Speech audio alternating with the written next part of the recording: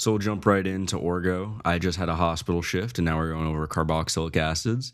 And I was working on a research project during this class. My name is Max. I'm a pre-medical student and I'm going to go ahead and talk to you about a whole week in my life. So after I get done kind of working on this research project, my organic chemistry class lets out. So I head over to the lab to get some research done. As a pre-med student, there's certain extracurricular activities that most people do. It's not that they're required by any means, but they certainly make your application stronger. One of those things is research. So I work in a research lab and that's where I'm heading right now. On the way to the lab, I actually saw a new cat that I've never seen before. But at about 2:30 to 3 p.m., get to the lab and get to work. I started with autoclaving and seeding plates. What this means is I was basically just sterilizing some lab materials, and I was putting some bacteria on these plates so that the worms can swim through, eat that liquid bacteria in order for us to study them. It's a very complex topic, so I'm not going to dive too deep into it. At about 4 p.m., I switched from those two tasks to pouring the plates. You're basically just taking like this gelatin mixture and you're just pouring it into a ton of these different tiny little plastic plates, and that makes a petri dish, something that bacteria can grow on, or you can put liquid bacteria onto it and have worms crawl through it so that they can eat the bacteria and you can study the worms. But all that aside, get off lab at about 5:30. Pick up my girlfriend. We went and got some pub subs, I think. But yeah, so that was just Monday. Decided to start halfway through the day, even though I had a hospital shift to start the day. So let's just dive right into Tuesday. All right, so it is the next day at 7:53. And I'm on my way to the hospital right now. Again. I have a clinical this morning for EMT school. Yeah, I'm going to be in the emergency room for the next 6 hours or so. At about 8 a.m., I finally get over to the hospital for the clinical because the clinical starts at 8:30, and we are expected to be ready there, ready to go 15 minutes early every time. So on this specific clinical, I had some pretty interesting patients. We started off with an female who had deep vein thrombosis in one of her legs. If you don't know what that looks like, it looks like a lot of swelling, a lot of warmth coming off of it. And I was actually with a paramedic student this day, so I got to see him start some IVs and do some cool stuff. But on this one, we just kind of looked over the patient, kind of asked if they had any complaints, what was going on, took a history. That was about it. Couldn't really do too much examination because that can result in a blood clot coming up to the lungs, the heart, or the brain. All those things result in heart attack, stroke, pulmonary embolism, all bad things. Next up, we had a male who had an allergic reaction in school. His mom showed us pictures of it and it looked like full-blown anaphylaxis. He said his airway was swelling. There was a ton of hives on him. So the reason that they had him in the ER, at least I suspect, is in case of a rebound reaction where you have full anaphylaxis, your body can compensate, but then your body decompensates suddenly and you get an even worse reaction, which you need to be in an emergency room for immediately or else you will not survive it. Next up, we had a 1-year-old adult female, hypertension, chest pain, pretty normal stuff, just trying to get a history, trying to figure out where the chest pain comes from. Next up, we had a 5-year-old adult who had ascites due to liver failure. And if you need motivation to try not to drink, look up ascites. It is not a pretty thing. It's something you need every 2 weeks. You need to get drained if you have it. This guy had maybe 10 to 15 liters in him. You know how he knew? He's been drained about 20 times or so already. Liver failure it's terrible to see. Next up, we had a really funny patient, a 5-year-old male with a finger laceration. He was cracking the funniest jokes ever. And they actually let me dress this wound, which was pretty cool. I put it was a finger laceration that went about this far.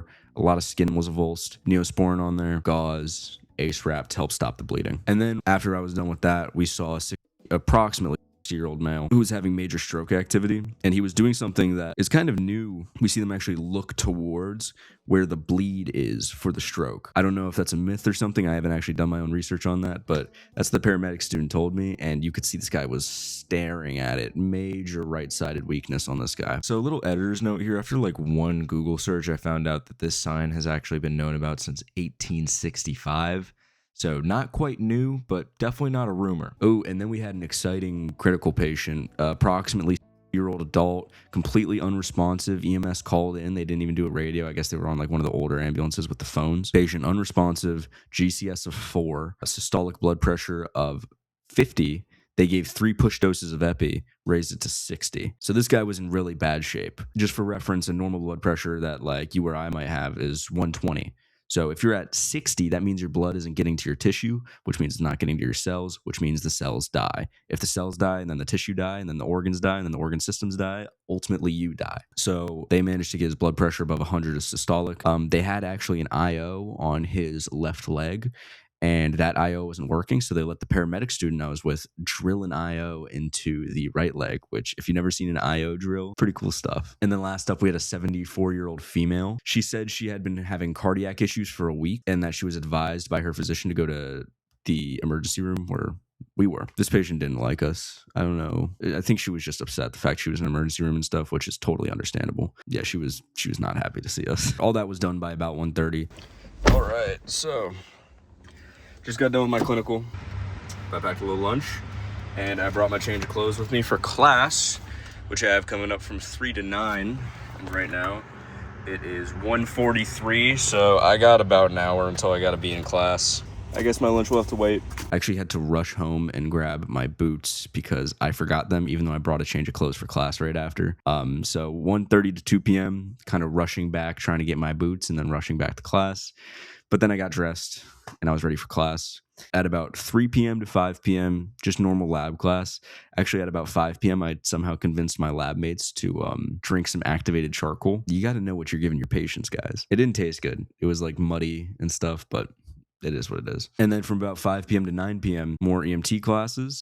This EMT class is actually really fun. And then we did like a little educational presentation after. Me and my friend, we were this close to getting the extra credit for being the best presentation of it. We were just barely second place. But after that, we went over restraints. And I'm just going to go ahead and let this video of me talking about the aftermath of that class play. All right, so just got out of my class. At the very end of class, we're learning about soft restraints and whatnot, and when and how to restrain a patient. And at the end of class, he gives us an extra credit opportunity. What he does is he picks 6 people from the group, and then he picks me. The 6 people have 5 minutes to tie me up as dead weight on a stretcher. And then I, afterwards, have 5 minutes to escape said restraints. The other students in the class, the rest of everybody else, can bet on me winning or losing, and that's how they get their extra credit if they predict right. Long story short, my class of 30 plus people watching me, 2 of them bet on me. At first, all of them go to the other side. Nobody bets on me. But then 2 people are like, no, I think Max has got it. They get me in their restraints. I'm like, oh, I'm kind of a little bit fucked. And then I get my 5 minutes. I busted the fuck out of there. I got my fucking extra credit. Whole class doubted me. It's finally 9 p.m. I think I left the house at like, it must have been like 7:45 or something. It was pretty early. I think it might have been 7:30 or something. I want to try to get to bed by maybe like 10 or 11. You know, I didn't get to have a workout today because of how busy I was. I just straight up didn't end up having any time. God, I'm so happy about that outcome. What a way to end the day, man. Main focus is just getting to bed ASAP so I can be well rested for tomorrow. Because in less than 12 hours, I have to be back here at my volunteer shift. About 7:30 a.m. Getting ready to go back to the hospital. Anyways, I'm on my way to the hospital right now. I'm a little bit tired. It is what it is. Today's kind of chill, kind of a normal day, and I get a couple hours at the end of it to go hit the gym, maybe sauna, maybe cook. I'm actually pretty excited for all that. I'm pretty excited to get a couple hours to myself after all this. Kind of excited to just get maybe a little bit of alone time after this. So like I said previously, volunteer hours, clinical hours, this is kind of taking them, mixing them up a little bit. This is honestly some of my favorite stuff. This is inpatient care, so I actually get to interact with patients on a more personal level as an EMT, trying to stop bleeding, trying to splint, all that type of stuff, listening to lung sounds. And this, I'm actually getting to know the patients instead, which I really enjoy. Like I said previously, I had one of these shifts on Monday morning. That one was in the clinical decisions unit of my hospital. This one is in the neurology and neurosurgery unit. Problem with this and everything else in the hospital, I obviously can't record it. Pretty busy shifts. They had me try to go into every single room, do a quick inventory check. So check closets, drawers, all that type of stuff, determine whether or not equipment was in use and whatnot. And in the meantime, I'm talking to the patients, grabbing them water, food, family members, talking to them too. Just basically trying to figure out how I can help while also doing those inventory checks and whatnot. I got most of it done. I almost got the whole floor. The problem is I only got the sheet with like an hour left to go. I managed to actually get a pretty decent lab report writ up for my lab meeting today. And then also today, after my organic chemistry and my lab shift and my lab meeting, I have a meeting with the medical response unit. Something chill, something normal. But yeah, at about noon, I get off my shift and then I'm driving to campus. Get to campus, I usually eat lunch, and then I head to my organic chemistry class. In this organic chemistry class, we got our exam grades back, and the average was a 60. This one was just perfectly on the verge of being a D and not an F, which congrats, I guess. That's still a failing grade at my university. I didn't get that, so I'm happy. After this, I head over to my lab again, right after Orgo. There's a little bit of cholesterol.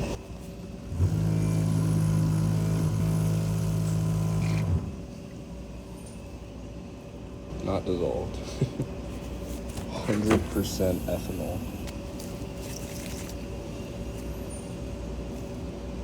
At about 3:30 p.m., I actually had a lab meeting with the whole crew in the lab. Didn't want to record this, obviously, but I actually met up with my PI and did a little research proposal for what I want to do next semester in terms of my research and what I want to do when I finish out this semester for my research. And then at about 5:30 to 6:30, head home. All right, so it is 5:30 p.m. I just got out of my laboratory. It's a lot of fun and whatnot, but I'm kind of exhausted right now, given how busy my day was yesterday and how I haven't had, much free time at all today. I had a lunch.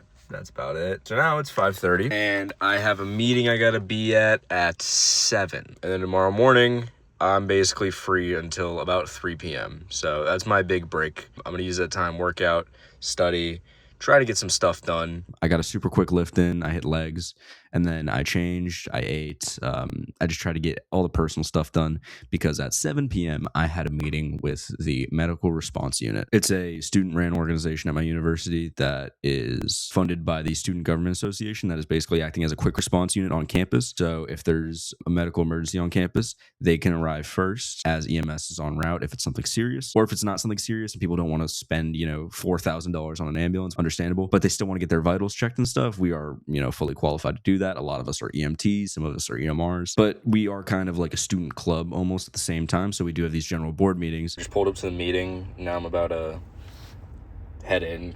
So just got done with the meeting. Now I'm on my way to my girlfriend's apartment to go pick her up. It's getting a little bit late. I mean, it is what it is. At least it's still light out at almost 8 p.m. It's pretty crazy. After about 7:40 p.m., met up with my girlfriend, try to get some stuff done to prepare for the week, but just kind of try to, have a little bit of a work-life balance there. Speaking of that, on Thursday, all morning, spent that with my girlfriend as well.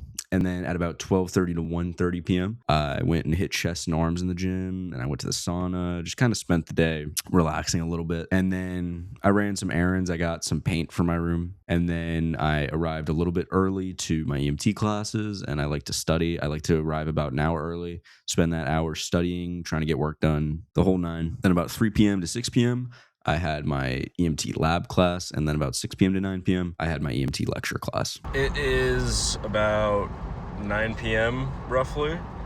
Just got out of class, on my way back home right now.